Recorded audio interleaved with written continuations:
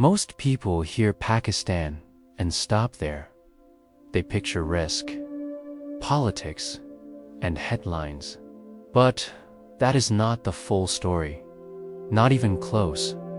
Pakistan is glaciers and deserts, carved forts and ancient cities. It is hospitality that feels unreal until you live it. And if you only follow the usual travel map, you miss the point, because Pakistan might be one of the world's most underrated destinations. Pakistan is not one experience. It is many worlds stitched together. In this film, we move from the north to the south, then back into the mountains. We go to Hunza Valley, fairy meadows, and the Karakoram Highway. We step into the old streets of Lahore. We climb to the frontier walls of Dara War Fort in Kolist, and we drift through the blue lanes of Multan, and we end at Diosai, a high plain that feels like the edge of the sky. This is not a highlight reel. This is the Pakistan most travelers never meet. We begin where Pakistan reaches upward, on roads that run beside rivers and under stone walls of mountains. Hunza Valley feels clean and sharp in the morning. The air is cold, and the light arrives fast. Hunza sits in Gilgit-Baltistan, in Pakistan's far north, close to the borders of China and Afghanistan. It is famous for huge peaks like Rakoposhi and for villages built on steep slopes. But the unseen part is the calm order of daily life. Apricot trees, stone lanes, and fields cut into the hillside. People here plan their days around weather, water, and harvest, and they still make time for guests in Hunza. Hospitality is not a performance. It is a habit. It matters because it changes your expectations. You come for mountains, but you remember the people. But the journey doesn't stop here, because the road ahead becomes a legend of its own. The Karakoram Highway does not feel like a normal route. It feels like a negotiation with gravity. This road links Pakistan with China, running from near Hazan Abdal to the Kanjerab Pass in the north. It follows the Indus and cuts through some of the highest mountain terrain on Earth. Rock faces rise straight up. Rivers push hard below. Every turn resets the scene. A new valley, a new angle, a new mood, and along the way, life keeps happening. Truck, art, roadside tea, small bazaars, and prayer spaces built into the rock. You meet drivers who know every landslide, sown by memory. You meet families who move goods through weather that would stop most trips. The highway matters because it shows Pakistan's scale in motion, not a remote place, but a lived corridor, full of work and patience. But the journey doesn't stop here, because one turn leads away from roads and into a place that feels almost impossible. Fairy Meadows arrives after effort, not after comfort. You reach the area near Rikot Bridge, then climb toward Tato Village and continue by foot. It sits below Nana Parbat, one of the world's highest mountains. The atmosphere is quiet, but not empty. Pine trees, cold air, and the deep presence of a giant peak, Nana Parbat, rises to over 8,000 meters. It is known as one of the toughest mountains on Earth, but the unseen side is how gentle the meadow feels beneath it. A place where families cook, rest, and tell stories. Under an extreme skyline, local guides do not talk about the mountain like a trophy. They talk about it like a neighbor. This matters because it flips the adventure narrative. The most intense landscape can still hold simple human moments. But the journey doesn't stop here, because Pakistan's underrated story is not only in nature, it is also in its cities, where history is still loud. Lahore hits you with sound and motion. It feels like the country takes a deep breath here.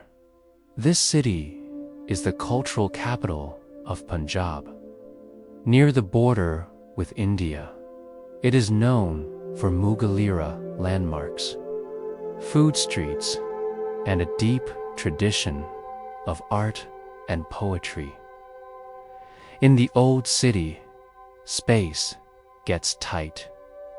Alleys bend, and doors open into hidden courtyards. The Badshahi Mosque stands with calm confidence, and nearby, Lahore Fort carries layers of empire and craft. But the unseen, Lahore is not only monuments, it is the rhythm, call to prayer, mixing with traffic, families out late, vendors working, friends debating cricket and politics like it matters. In Lahore, culture is not preserved, it is practiced. This matters because it corrects the stereotype. Pakistan is not only landscapes and headlines, it is also creativity, pride, and everyday joy. And it is deeply alive. But the journey doesn't stop here. Because if you travel south, the color shifts again, and the silence returns. In a different form, Khalistan feels like open heat. The horizon stretches, and the land looks simple. Until you look closer. This desert lies in southern Punjab, near Bahawalpur, on the edge of the Thar region. It is known for sand dunes, dry salt flats, and routes once used by caravans. Then Darwar Fort appears, a massive wall of brick rising out of sand, with 40 bastions like a crown. Darwar is not a neat museum site. It is a frontier reminder. Nearby, you find small settlements where water decides everything, where people move with seasons and build life around scarcity. The fort matters because it shows a side of Pakistan many never imagine. Not green valleys, but desert power and desert survival. But the journey doesn't stop here, because Pakistan's spiritual geography has another center, and it lives in blue tiles and old prayers. Multan feels warmer, slower, and older. The air has dust in it, and the streets carry long memory. Multan is one of South Asia's oldest living cities in southern Punjab. It is famous for Sufi shrines, bazaars, and the craft of blue pottery. You notice the shrines before you understand them. Domes, courtyards, and people arriving with quiet purpose. Here, faith looks like visitation. It looks like community. Families come to pray, to remember, to ask for strength, and strangers share space without needing an introduction. The unseen part is the softness in the mood, a spirituality that is public, but not aggressive. Multan matters because it adds a new layer to the word Pakistan. Not only mountains and forts, but devotion, music, poetry, and a culture of reverence. A place where people search for meaning in the middle of ordinary life. But the journey doesn't stop here, because the final surprise is far back in the north. And it does not look like the Pakistan most people expect. Diosai arrives like a wide, silent answer. The sky feels bigger, and the ground feels endless. Diosai is a high-altitude plateau between Skarju and Astor, often called the land of giants. It sits around 4,000 meters above sea level, making it one of the highest plateaus in the world. In summer, the plain fills with wildflowers. In other seasons, it becomes harsh and almost empty. The wind never really stops, and the weather can change in minutes, yet life holds on here. You find herders, small camps, and routes that only locals understand. This place is also known as habitat for wildlife, including the Himalayan brown bear. But even without seeing an animal, you feel the point. Diosai matters because it shows Pakistan's last quiet scale, a landscape so open it forces you to slow down.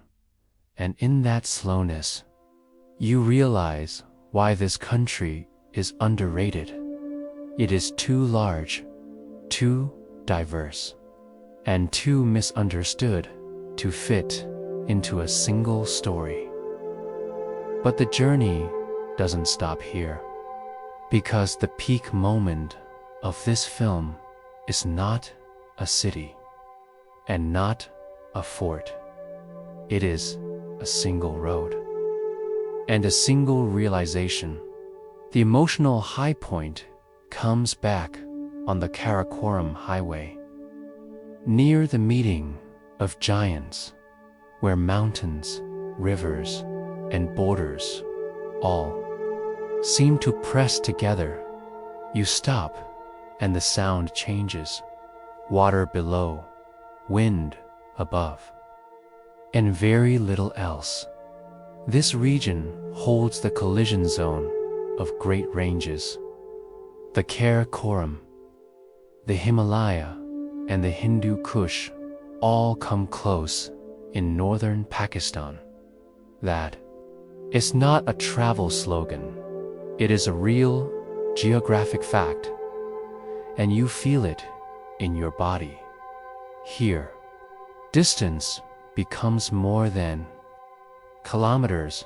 It becomes separation from the noise of the world, and you start to notice the hidden details. Small tea stall serving drivers at altitude. A family walking along the road as if it is normal. A truck painted like a moving artwork. This is the reflective insight. And it is simple. Pakistan is underrated because it is hard to summarize. It does not give you one easy image. It gives you many, and it asks you to hold them together. Mountains and music, desert and devotion, old cities and new roads, pride and patience. And once you see that complexity, the stereotypes start to fall apart, not with arguments, but with experience. The Karakoram highway matters because it connects more than places. It connects versions of Pakistan that most people never put in the same frame. And for a traveler, that is the rarest feeling, not just beauty, but surprise. Again, across one country.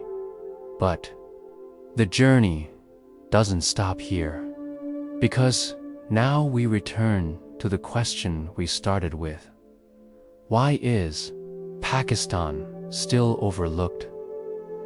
And what does underrated really mean? Pakistan is not a secret. It is simply misunderstood. It is Hunza's calm villages under massive peaks. It is fairy meadows, gentle ground beneath a brutal mountain. It is Lahore's living culture and proud streets. It is Darwar Fort, standing alone in desert heat. It is Multan's shrines where faith becomes community. And it is Diosai, a high plain that teaches patience. If you came into this film with one image of Pakistan, keep the new ones and let them sit for a moment, because the world's most underrated destinations are often the ones that challenge your assumptions first and reward your curiosity later. Pakistan is not what you heard. It is what you discover.